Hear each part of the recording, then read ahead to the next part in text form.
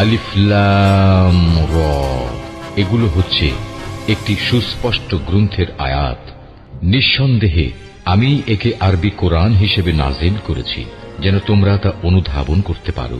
হে নবী, আমি তোমাকে এ কোরআনের মাধ্যমে একটি সুন্দর কাহিনী শোনাতে যাচ্ছি যা আমি তোমার কাছে ওহী হিসেবে পাঠিয়েছি, অথচ তার আগ পর্যন্ত তুমি এ কাহিনী সম্পর্কে ছিলে সম্পূর্ণ বেখবর লোকদেরই একজন। এটা হচ্ছে সে সময়ের কথা যখন ইউসুফ তার পিতাকে বলল, হে আমার পিতা, আমি স্বপ্নে দেখেছি 11টা তারা, চাঁদ ও সূরজকে আমি এদের আমার প্রতি সাজদাবনত অবস্থায় দেখেছি। একথা শুনে তার পিতা বলল, হে আমার স্নেহের পুত্র, তুমি তোমার এই স্বপ্নের কথা কিন্তু তোমার ভাইদের কাছে বলে দিও না, তারা তোমার বিরুদ্ধে ষড়যন্ত্র আঁটতে শুরু করবে, কেননা শয়তান মানুষের খোলাখুলি দুশমন।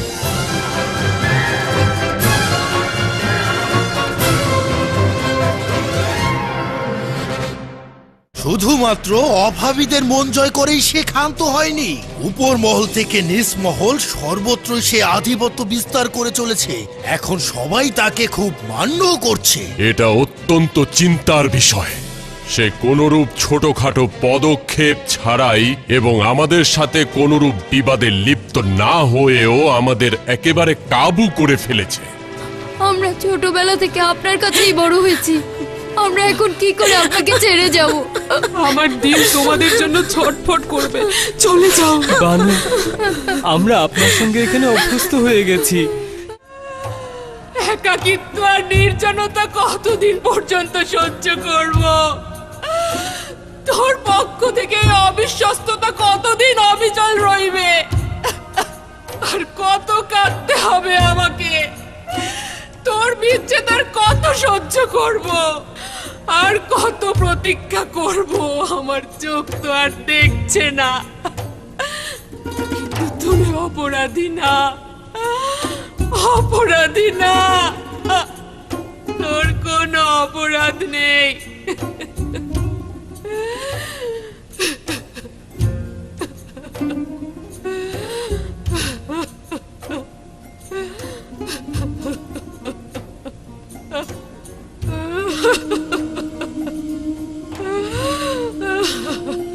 আমার হাল হাকিকতের খবর তো তোর কাছে নেই।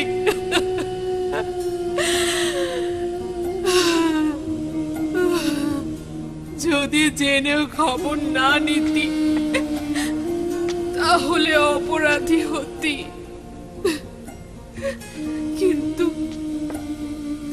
তুই তো কিছুই জানিস না। তুই তো ভাবছিস জুলেখা সম্পদের নাচ আর নেয়ামতে ডুবে আছে, আনন্দ ফুর্তিতে কাটছে জুলেখার জীবন।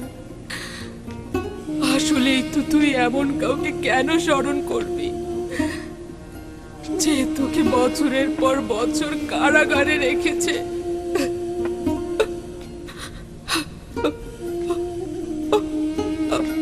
আমার জন্য এটাই তো যথেষ্ট যে তুই আমাকে শাস্তি দিসনি।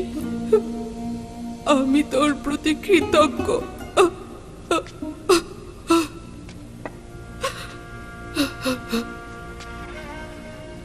তোকে এত ঘৃণা করেছি আর অপমান করেছি আমি, তারপরও কোনো শাস্তি দিসনি আমাকে। কিন্তু এর থেকে বড় শাস্তি আর কি হতে পারে? আমার শুধু এটাই চাওয়া যে সকল বিপদ হতে, সকল দুশমনের হাত থেকে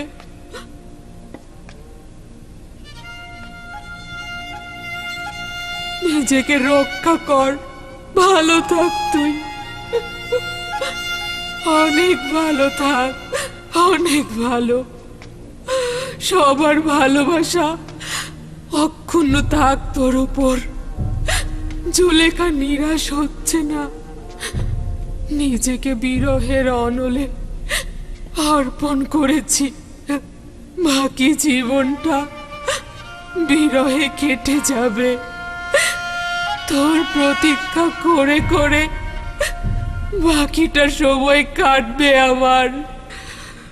প্রতীক্ষার প্রহর কেটে যাবে, এভাবেই কেটে যাবে আমার জীবন।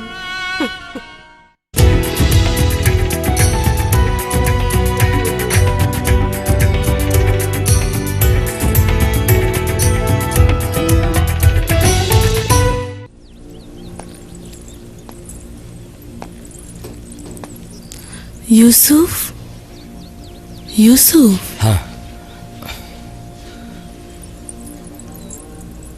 এখানে কেন ঘুমাচ্ছেন? হঠাৎ ঘুম এসে গেল।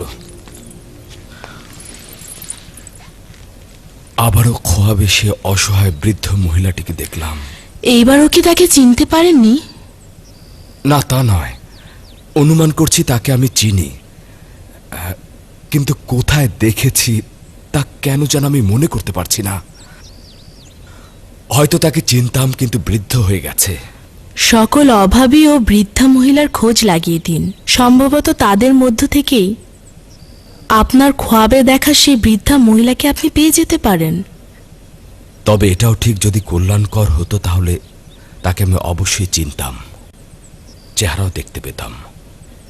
এইরূপ অপরিচিত থাকা হেকমত ছাড়া কিছু নয়।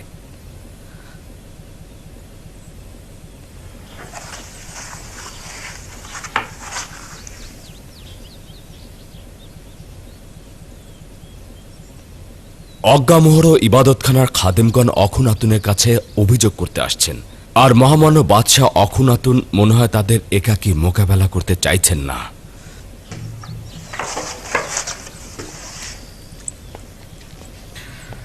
আপনার উপস্থিতি একান্ত জরুরি। ঠিক বলেছ, মনে হচ্ছে ইবাদতখানার খাদেমদের সঙ্গে নতুন করে যুদ্ধ শুরু হতে যাচ্ছে। আশার কথা এই যে ইবাদতখানার গম মজুদ শেষ হয়ে গেছে।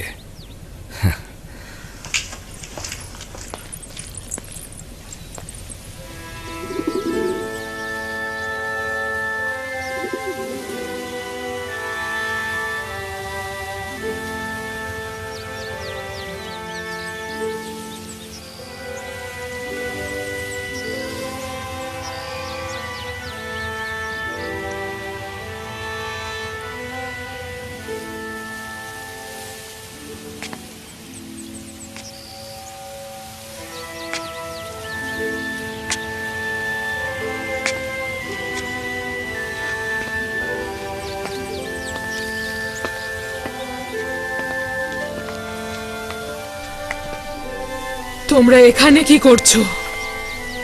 চলে যেতে বলেছিলাম না? রাজমহলে আপনাকে একা রেখে যেতে পারছি না বানু।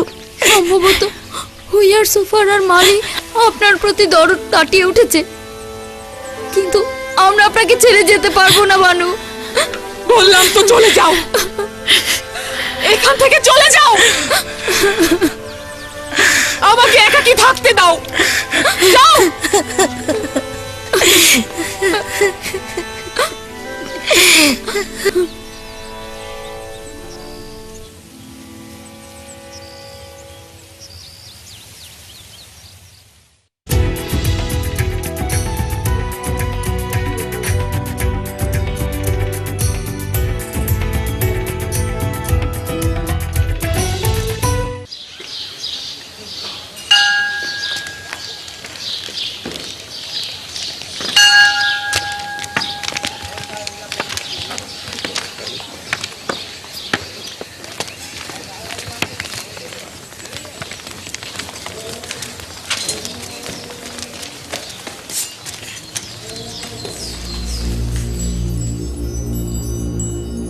দরুদ মিশরের সর্বময় ক্ষমতার অধিকারী, মিশরের মহান বাদশাহ।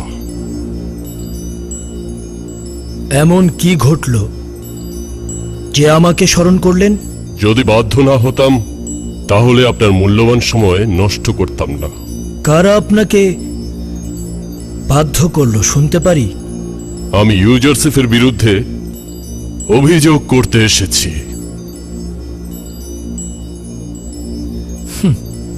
আমুনের ইবাদতখানায় গম প্রদানের বিনিময়ে মূল্য গ্রহণের কোনো এখতিয়ার বা হক তার কি আছে আলী জনাব? কেন হক থাকবে না?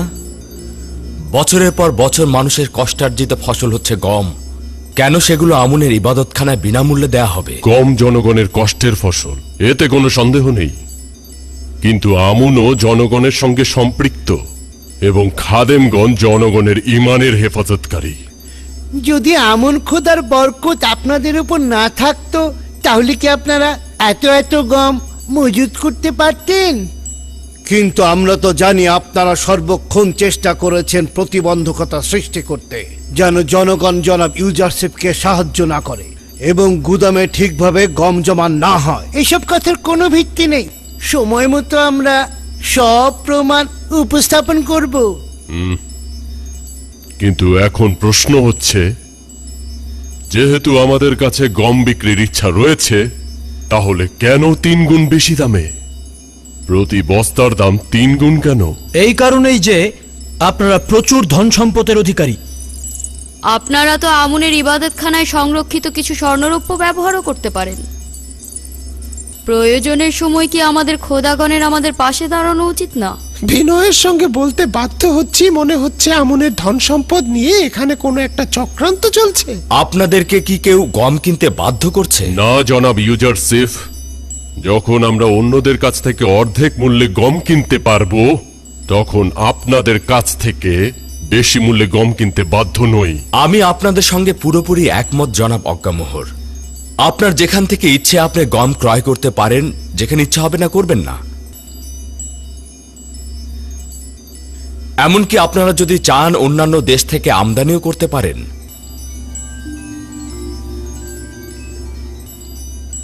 আশা করছি আমাদের এই পদক্ষেপকে হুকুমতের বিরুদ্ধে গোলযোগ সৃষ্টি হিসেবে গ্রহণ করবেন না।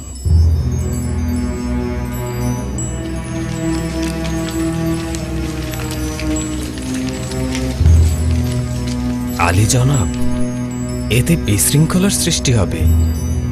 তারা গম আমদানি করলে আমাদের উপর আমুনের বিজয় হবে।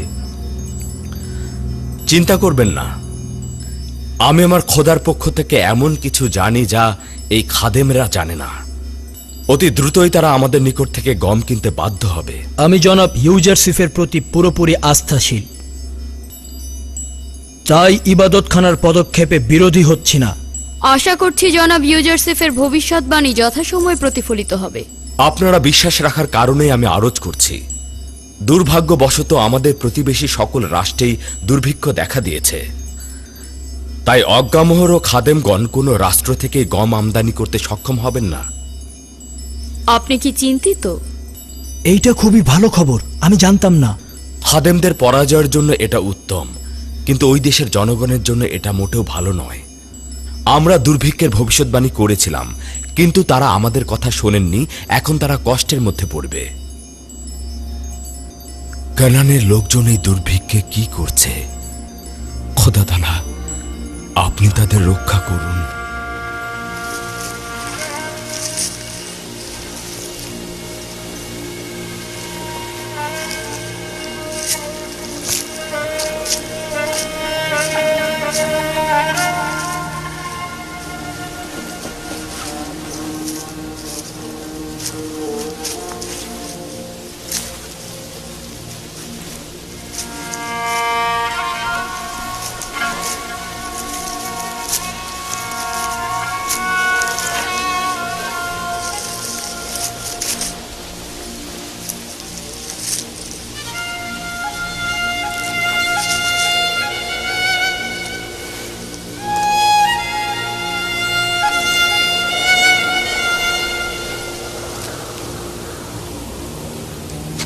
ইয়াহুদা, দেখো 10টি ছড়া থেকে পাওয়া এই গমের কি অবস্থা। এই গমগুলো তো কাটা যাবে না। বেনিয়ামিন, আব্বাজানকে গিয়ে এই গমগুলো দেখাও, তারপর জিজ্ঞেস করো যে গমগুলো আমরা এখন কাটবো না এভাবেই রেখে দেব। আচ্ছা, দেখি আব্বাজান কি বলে।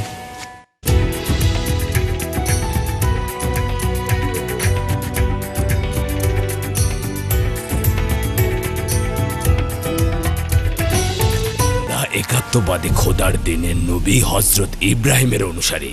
আমাদের কিতাব সোয়াফে ইব্রাহিম। দাদা জান, হযরত ইব্রাহিম কে ছিলেন? উনি আমার দাদা জান ছিলেন। খোদা তাআলার একজন পয়গম্বর ছিলেন এবং তিনি প্রথম কেনানে আগমন করেন। দাদা যান, আমাদের পূর্বে কি কেউ কেনানে বসবাস করত, নাকি কেনানে বসবাসকারী হিসেবে আমরাই প্রথম? না পুত্র আমার, আমাদের পূর্বেও কেনান ছিল এবং সেখানে কেউ কেউ বসবাসও করত। দাদা জান, কেন আমাদের বনি ইসরায়েল বলা হয়?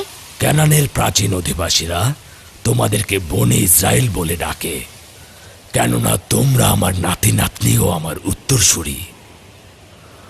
আমার আরেকটি নাম হলো ইসরায়েল, তাই তোমাদের ও তোমাদের পিতাগণকে আমার উত্তরসূরি হিসেবে বনে ইসরায়েল বলা হয়।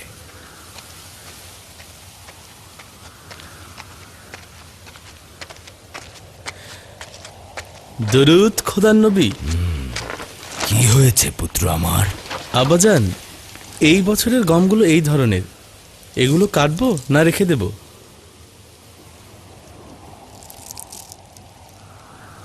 এগুলো আসলে ভালো ফসল নয়, কিন্তু আমরা তো অনেক চেষ্টা করেছি, কিন্তু উপায় নেই। সামনে বিপদ আসছে, তাই গমগুলো তুলে নিয়ে এসো, যেন কিছুটা হলেও মজুত করা যায়।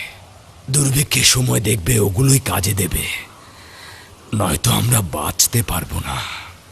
হ্যাঁ, ঠিক বলেছেন আব্বাজান, মরে যাওয়া ছড়াগুলোও তুলে নিতে হবে। যদি আমাদের জন্য গম নাও থাকে, সেগুলো তো জীবজন্তুর খাবার হবে। হ্যাঁ, ঠিক বলেছ, তুলে ফেলো, এগুলোই এখন অনেক মূল্যবান। ঠিক আছে আব্বাজান, আসি।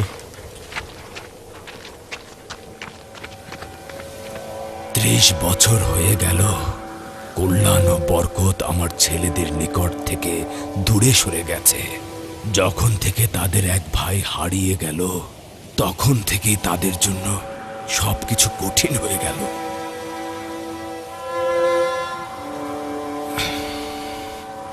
জানি না কবে এর অবসান ঘটবে।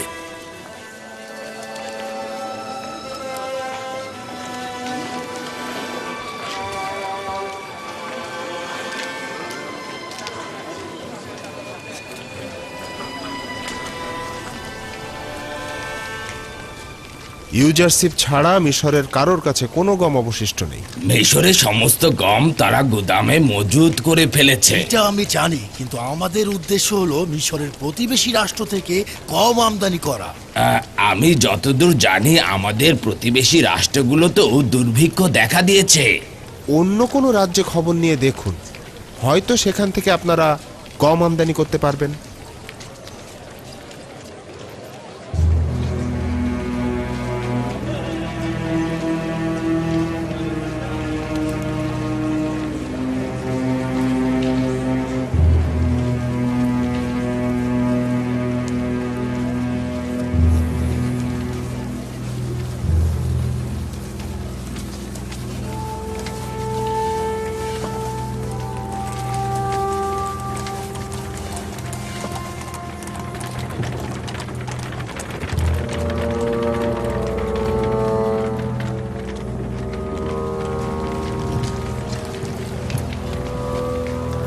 দাঁড়াও,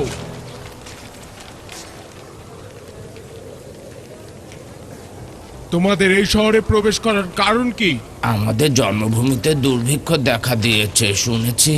মিশর পর্যাপ্ত গম সংরক্ষণ করেছে, তাই এসেছে সাহায্যের জন্য। তোমরা সম্ভবত খাবেরিয়া এলাকার অধিবাসী। হ্যাঁ, ঠিকই অনুমান করেছেন। এখানে দাঁড়াও, তোমাদের ব্যাপারে আমি সওয়াল করে আসছি। আমি ফিরে আসা না পর্যন্ত যেন এরা এখানেই থাকে।